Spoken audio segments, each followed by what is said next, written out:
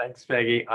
It's great to see familiar faces. I'm Ben Park. I am a breast cancer physician scientist. I run a research lab focused on genetics of cancer and how to exploit that really for therapies and diagnostic purposes. And I was at Hopkins for 20 years. And in 2018, I got recruited to Vanderbilt.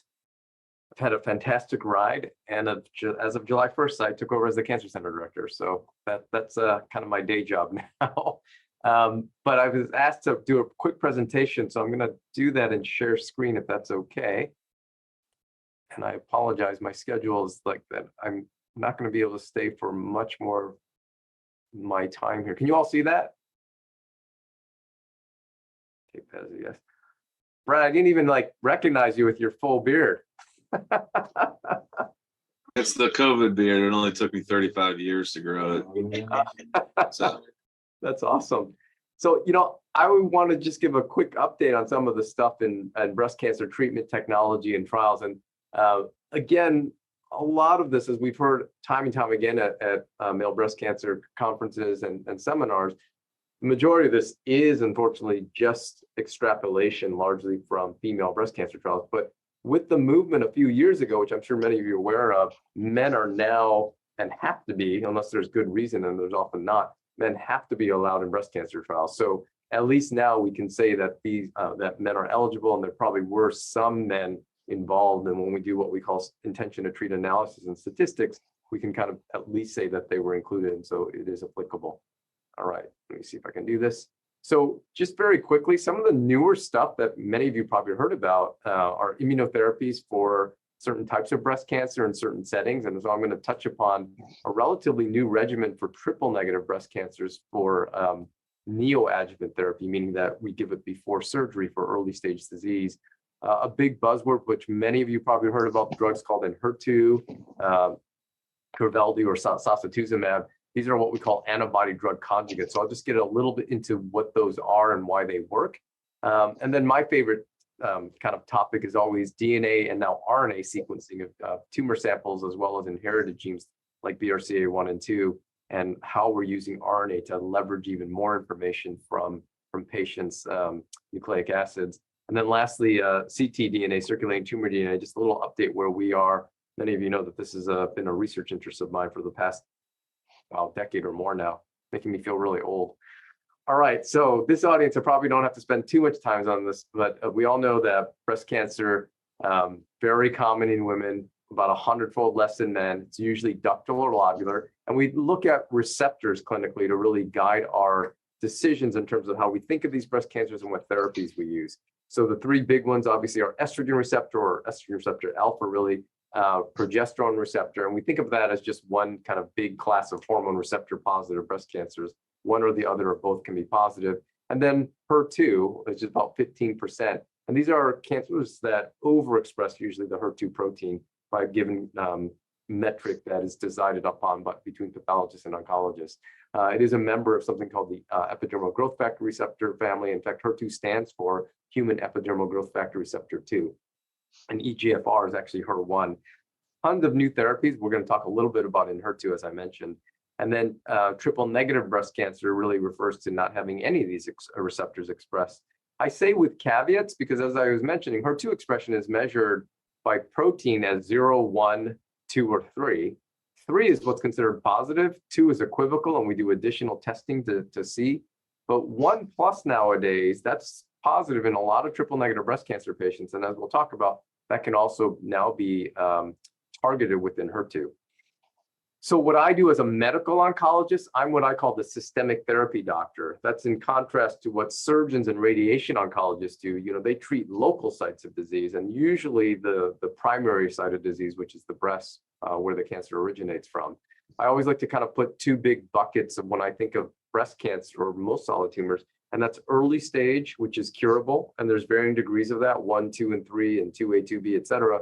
And then there's metastatic, which is stage 4. And largely, metastatic breast cancer is still not a curable disease, but we can treat that, and sometimes so effectively that patients end up dying with their disease rather than from it.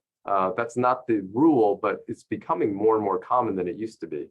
Generally, we as medical oncologists, the systemic therapy doctors, we work the local docs, the breast surgeons, radiation oncologists, for early stage disease to kind of figure out the best plan of care. And as an example, nowadays, most patients, I'm sorry, I should have put men and women, with triple negative breast cancer or HER2 positive breast cancers, which again, most men are not these subtypes. There's some exception where there are some males with breast cancer that have HER2 positive disease, but if they have stage 2 or stage 3, really it's become standard of care to give chemotherapy up front nowadays. And that's what we call neoadjuvant therapies. So for TNBC and HER2 positive disease, we try to achieve what's called a pathologic complete response. And this is where the thinking has changed for these stages and types of breast cancer. If you actually achieve a pathologic complete response, meaning at the time of surgery, you've gotten all your chemotherapy up front, if you don't have any disease, any cancer cells left in the breast and the lymph nodes, that's a path CR. And that's a really good prognostic sign in these two subcategories of breast cancer. The other kind of thing that's evolved over the past few years is that if a patient doesn't achieve a pathologic complete response with these two types of breast cancer, we can do something that will improve the odds that they can be cured. So it doesn't mean that they are incurable just because they don't have a path CR, but we can also improve upon the cure rates by giving them additional therapies. And this is where it comes in for pembrolizumab in terms of triple negative breast cancers using immunotherapy. So this was a big trial that was published just last year and this year. There are two separate articles looking at different endpoints, but it's called Keynote 522. It was published in the most prestigious clinical journal, New England Journal of Medicine. And this really showed that if you add an immunotherapy to early stage triple negative breast cancer as upfront neoadjuvant therapy, you can really improve upon not only pathologic complete response rates, but also even disease-free response rates. So that's going to be something that is important. It does come at a price because there are a lot more side effects. But I think that that's something where this was literally just approved, I think, February of this past year. And it's being used quite a bit nowadays. I've given it several times already. The way that these things work, pembrolizumab is also called Keytruda. It blocks this interaction, or what we call a handshake. And that handshake normally allows our immune cells, in this case the T cells, to say, hey, are you me or are you foreign? And if you're foreign, I'm going to kill you. But cancer cells, remember, come from ourselves. So they express this arm of the handshake. And this is what blocks our immune system from killing cancer cells. And so if you block it with these antibodies, either against PD-1 or its ligand PD-L1, then the cancer cell has a chance to attack the tumor cell. Now, that is still not enough. The T cell still has to recognize something that looks different. But the thing about cancer, remember, cancer is the disease of DNA mistakes or mutations. And so every time you have a DNA mistake, it can create potentially a different protein that can be recognized by the immune system.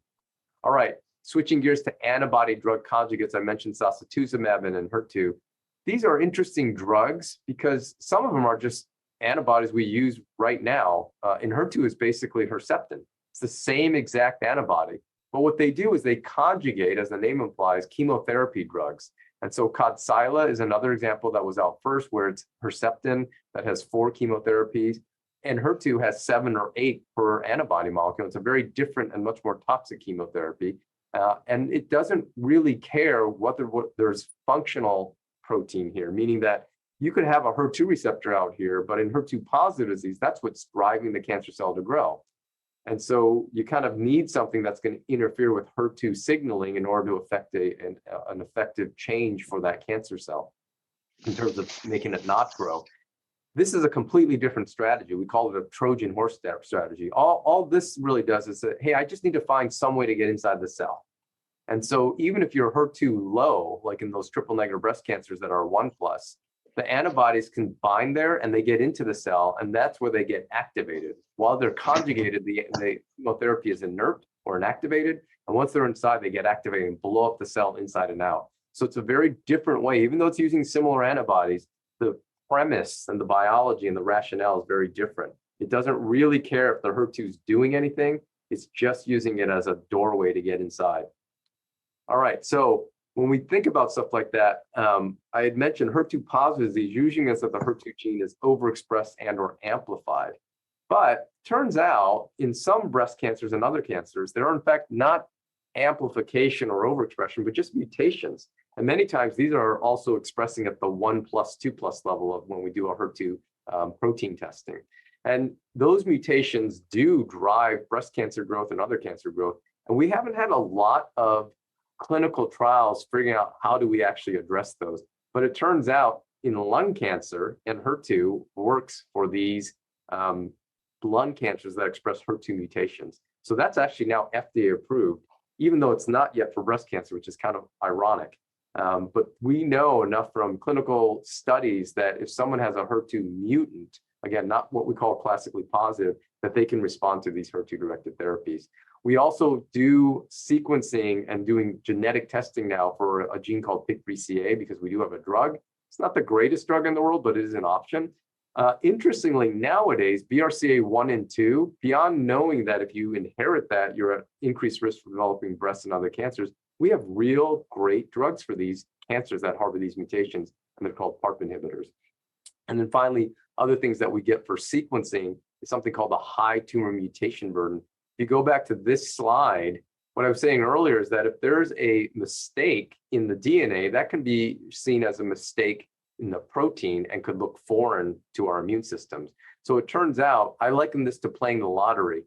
If you have one lottery ticket, you're probably not going to win the $2 billion lottery prize that someone won in California. On the other hand, if you buy maybe 100 or 100,000, your odds go way up. And so it turns out the magic number for tumor mutations per megabase of DNA sequence, they call it, is about 10. So if you're 10 and over, this is now a FDA-approved therapy for any solid tumor, not just breast cancer, but any solid tumor that has what we call a tumor mutation burden of 10 or more. You can get that same Keytruda molecule. And then finally, similarly, for any solid tumor that has rare fusions of a gene called Ntrectin 2 or 3, you can get this remarkable drug called Ntrectin, and also now another drug called Ntrectin. A little bit about how this works. This is a fascinating story to me and really a poster child of science going to medicine. PARP inhibitors were kind of around and being developed for the past 10 or 15 years and were approved a few years ago for breast and other cancers. But the way this works is that if you actually have any cell, normal or cancer, when they're undergoing cell division, there's double-stranded breaks to their DNA all the time. And that fragmented DNA has to get fixed, otherwise the cell can't live. And so it turns out that's such an important process. We have redundant pathways to do that in our cells. We have one called the homologous recombination pathway, which is mediated by BRCA genes, and another one mediated by PARP. And so if you look at a cell with a BRCA mutation, then there is no BRCA pathway, but the cancer cells can still live because they have PARP. Now, if you put on a PARP inhibitor, a drug, in the normal cells, you have to remember of carriers of BRCA1 and 2, they still have one good copy in their normal cells. So you poison the PARP pathway, but their normal cells can fix those double-stranded DNA breaks because they still have one good BRCA1 or 2 gene. On the other hand, the cancers derived from carriers, they've lost it, just like in here. And now you're probably getting this, you inhibit the one remaining pathway, cancer cells can't survive. And so that's really an elegant strategy called synthetic lethality. Here's another example of a particular high tumor mutation burden. This was actually a patient of mine who had lobular carcinoma that was metastatic. And we did some sequencing and we found out that she had one of the highest tumor mutation burdens I'd ever seen and remain to this day. And she got on a trial of that Keytruda drug, now approved for this, and you can see that her tumor melted away. And she had an interval of almost 2 years where she had absolutely no progression. She was feeling great. And then finally, many of you have seen this. This is a case report of mine as well, where a little girl from Bangladesh had this very rare type of breast cancer called juvenile secretory breast carcinoma, got on her trial, and it had what we call an Ntrectin fusion, and got on this drug. And within 2 months, everything goes completely away and completely melts. And one of the things that I've been touting, the only way we're going to find these patients if we continue to sequence, and not only just sequencing the tumor, but also sequencing our genetic inheritable or herited DNA. So that's what we call germline. That's where the bulk of BRCA1 or 2 genes are. We did this study right before I left Hopkins to come to Vanderbilt, just sequencing all metastatic breast cancer patients, not meeting our guidelines, et cetera. And we found a lot, these are all in the red, that would not have gotten sequenced otherwise. What's a little bit sobering though, is there were 2 BRCA2 patients who, even though they met guideline criteria, did not get sequenced. And so they didn't get sequenced until they joined our study.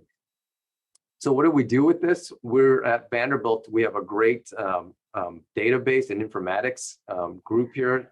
We can go back whenever, like, for example, that new indication came for, hey, if you have a high tumor mutation burden, you can get this immunotherapy drug. We went back to our database, found out who's got metastatic solid tumors, found out if they're living or not still, and then contact their providers and say, hey, your patient can actually get this. And if you look here, even though it's not that common, we found 2 patients with breast cancers that actually have this high tumor mutation burden.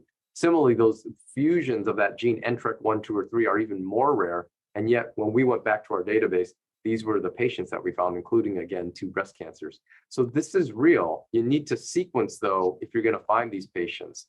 And then finally, how do we do the best sequencing?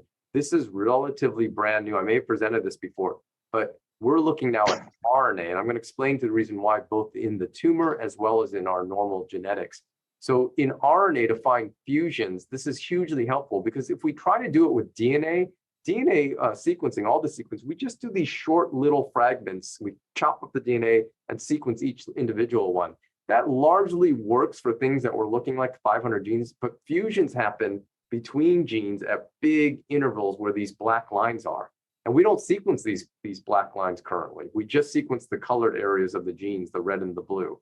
And so what happens is when we use DNA, we're not going to be able to find it, because this is what the DNA looks like with the fusion. You know, we're gonna have to pepper this. It'll take too long, and we may miss it. On the other hand, when you get RNA, the black lines, we call them introns, are removed. And now it becomes much, much easier to do the sequencing and find these fusion products. So that's what we've been doing now since I got here in 2018. And we have found a lot of fusions we would never have found otherwise. Similarly, now we're doing RNA testing for BRCA1 and 2 negative patients, because it turns out sometimes there are mistakes in the black lines. Again, we don't sequence those routinely. And what happens is you can do RNA, what they call phasing, but essentially what it's looking at is there an imbalance? We all inherit half our DNA from mom and half from dad, and every copy of a gene, half from mom, half from dad. And so you can now tell using RNA sequencing, hey, are mom and dad's copies being equally expressed? Because if they're not, that means one of the copies is functionally inactivated, just like it would be for a BRCA1 or 2 carrier. And when that happens, the companies then go back and sequence the black lines. And we have found new mutations that are actually in BRCA1 and 2 that can now be looked at for the family members, that can now be amenable to these PARP inhibitors, as I mentioned. And then finally, circulating tumor DNA. I'm not going to belabor this in a point of time, but I think most people know, I've talked about this before. All cells shed naked, free-floating DNA molecules, including tumor and healthy tissue. And in the past, it was really hard, because unlike this diagram, the amount of DNA from tumor tissue is way, way less than normal tissue, because we have so much more normal cells. But we can do this now. We can do it commercially. What we have not done is really exploit the quantitative aspects. So this is a direct measurement of how much tumor cells you have, and whether you're responding to therapy is really dictated by whether you have more or less ctDNA, as we call it. What we're doing right now is drawing a tube of blood and saying, oh, you have a mutation, so you can get a drug. So we're taking this to the next level based upon this earlier study we did when I was at Hopkins. This was, if you look at patient 3, a patient who had a brain met. And unfortunately, you know, that's not a great area because it's hard to treat, but she had surgery, and her level of ctDNA, we called it ptDNA back then, was 33.9. And then after surgery, it fell way down. Unfortunately, she did progress and ultimately succumb to her disease. And you can see that increased the amount of ctDNA in her blood. But I've taken that now and developed with partners here and colleagues this concept that we'll be starting a trial here, and it'll be available at other places, where patients with triple negative breast cancer, just diagnosed, the normal is that you start a chemotherapy, you wait 3 months, and then you take another CAT scan and see if it works or not. What we're doing now is we're going to actually take a blood sample before they start chemotherapy, have them start it, and then take another blood sample 1 to 2 weeks later. And we're hoping that if we see the change in inflection, that it looks like it's going up, meaning that they're not actually getting benefit from that therapy, we're going to change to this second-line drug called sacituzumab, also an antibody-drug conjugate, and see if we can get more patients to respond and have a better restaging scan that translates also into better outcomes in terms of overall survival progression-free survival, et cetera. So rather than just waiting 3 months to say, hey, did this therapy work or not? We're going to actually look almost in real time. And if it's not working, change at that point to see if we can afford better outcomes. So we're really excited about this because this is really just using standard of care. It shouldn't really cost anything other than what would normally be standard of care practice. So in conclusion, hopefully I went over a lot of different things here, but one of the messages also that I said a little bit early, breast cancer in early stage is curable, especially if it's caught early at stage 1, it's very, very curable. Local regional control is the first therapeutic modality for curative intent. That's like surgery and or radiation. And then medical oncologists like myself add to that by trying to get rid of any microscopic cancer cells. Newer testing and newer drugs, that's really going to be key for curing more patients. And that's what I'm vested in. And someday, really, the hope is that we're going to cure all breast cancer patients, whether they have metastatic disease, triple negative, or any type. All right, with that, I'm going to stop sharing. Hopefully, we have a minute or two for questions. Sorry if I went over. Sharing it. She's sharing it. Yes. Anyone have questions here? Hey, Ron, how are you? There we go. You got it. Bill's up. Bill, go ahead. Hi, Ben. How are you today? Thanks how for you being doing? here. I'm doing really well, thank you. From what I'm understanding, a lot of what you're saying about, I still have to kind of dig deeper and to sort some stuff out, but is it on the increase now that pre-adjuvant chemo is being done more frequently than it has in the past? Yep. So neoadjuvant therapy, I think that's what you're meaning, right? What I was talking about earlier. Right. Yes. Yeah, neoadjuvant therapy, in the past, the main purpose of that was to convert patients who wanted a lumpectomy, but couldn't because their tumor was too big. And so shrinking that tumor so that the surgeon could get a better surgical outcome, margins, et cetera, and potentially convert mastectomy patients to lumpectomy. And studies had really shown that the outcomes between neoadjuvant versus adjuvant weren't any different.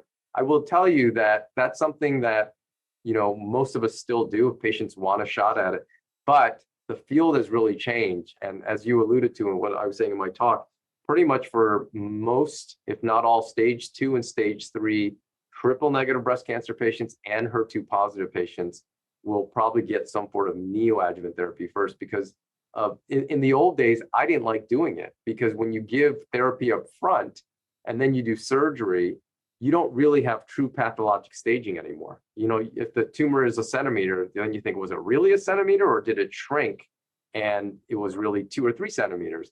Or if the nodes were negative, were they really negative or did they shrink? But now we've gotten follow-up. So we know that if you have pathologic complete response, that's the best outcome. And again, only for these 2 subtypes. And if you don't get a pathologic complete response, then that's not as good. So now that we have incorporated a new staging system after neoadjuvant therapy, I feel much more comfortable doing this. But moreover, and I mentioned this, if you don't achieve a pathologic complete response, we can do something about it. We can give or change therapies that will actually cure more patients. And we don't have that opportunity when we give chemotherapy afterwards, because we don't know. We don't have anything to follow. So now it's kind of leapfrogged ahead, where stage 2, stage 3, I've done a complete 180. I used to be like, I don't like giving this unless we want to try to shrink a tumor so that the patient can have a lumpectomy, because I lose pathologic information. Now I've gone completely the other way. One, we have prognostic information, and we have additional therapeutic modalities that we can do something about if we don't have the best prognostic category. Great, thank you. By the way, is the Keytruda the same one they're advertising heavily on television right now? Yeah, it's the one that, it is. And my favorite things about those commercials is everyone looks great and happy, but then the announcer at the end starts doing in the low, silent voice of all the side effects, including death. These are really powerful drugs, and we do have to watch them. And we've had some scary side effects. And again, they're not new. They're new to breast cancer. But every time I go on the inpatient service, there's like something that's pretty bad and shocking. It's rare, but it happens. Okay, thank you very much for being here with us, Ben. Oh, no, my Yes. pleasure. All right, anyone else have any questions? Yeah, Dr. Park is, and I joined you late, I'm sorry. I'm kind of juggling things here. We had a hurricane down here yesterday, so. Oh, that's right. Gosh, I Yeah. hope you're okay. Is Verzenio? Yeah, everything's good. Is Verzenio one of those drugs you're talking about? No, it's not. Verzenio is a pill, and it's what we call a CDK4/6 inhibitor. It's also known as a abemaciclib.